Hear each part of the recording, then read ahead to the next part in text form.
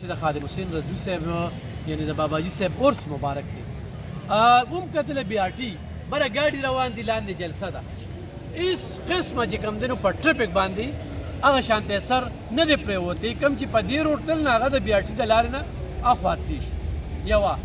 بل تاسو وګورئ په دې بي آر ټي باندې څونه خرچه شوې ده او بیا زمونږ د پښتونخوا بي آر ټي فرق درته ښیم هلته کې چې خېژې م ورته نو هلته هم د سړک نه تاویږي راتاویږي دلته سړک نشته په هوا کې به ځې راځې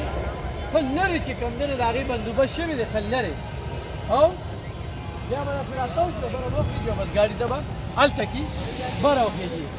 نو دا مې صرف د دې لاهور د بي آر ټي بیا ملتان کې چې کومه بي آر ټي ده بیا اسلام آباد کې چې کومه بي آر ټي ده او بیا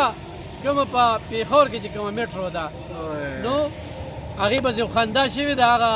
انجینیر ته زه د 21 په سلام کوم چې څه ځای کې پکې ګاډي نه ځي څه ځای کې پکې ګاډي نښلي ګوټ پیر را ګوټ پیر دی تاویږي را تاویږي به اکثر یې ګاډي خرابي په ګاډو باندې اور لګي نو دا ترقي ده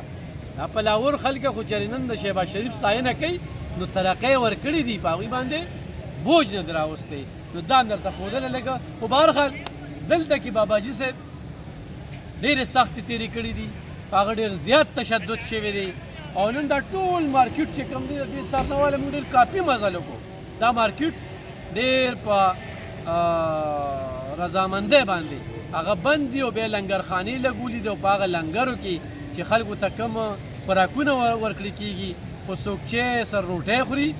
خو څوک د چو سره انډه خوري خو څوک د چو سره کیک خوري نو بیل بیل چې کوم دی نو سټال لګېدلي په قطارونو کې خلک لګېدلي دي نه ولاړ دي او هغې خلکو ته چې کوم دی نو هغه څیزونه ملاویږي نو سبا دلته کې دعا ده اوس هم خو پښتانه زموږ دا ویډیو ګوري چې دې وخت کې موږ په سهار کې ریکارډینګ کوو سهار دی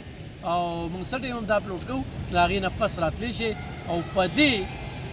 مبارکه دستوره کې شرکت وکړې او ثواب داران حاصل کړې مننه ورسره خبرې کوو په پښتو کې نو د ډاکټر محمد شفیق صاحب خبرې به ځکه کوو چې د پښتونخوا نه په ګڼ تعداد کې دې پیرې دې لاهور ته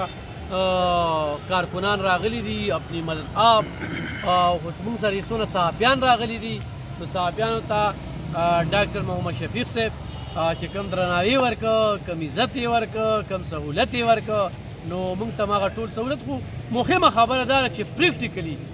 زه خو چونکې خبرې کوم نو تاسو به وایئ چېرې ستا تړون د دغې سره دی نو زه شکر الحمدلله چې زما د ټیلپي سره یو خپله مینه ده خو هغه مینه ما نن خپله پریکټیکلي دلته کې ولیدله او ما سره چې نور کوم صحافیان ملګري دي وختاً په وختاً په هغوی هم خبرې کوي تاسو به سیږئ خو ډېر کافي تعداد کې چې کوم دی نو دلته کې خلکه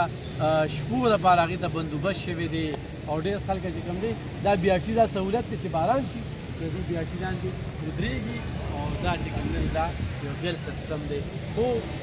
خبرې اترې مې په ترقۍ باندې کولې په دې پروګرام کې ورسره ذکر مې وکړو چې موږ څنګه دلته کې راغلي نو هغه هم تاسو سره شریک نو بلکل شرکت وکړي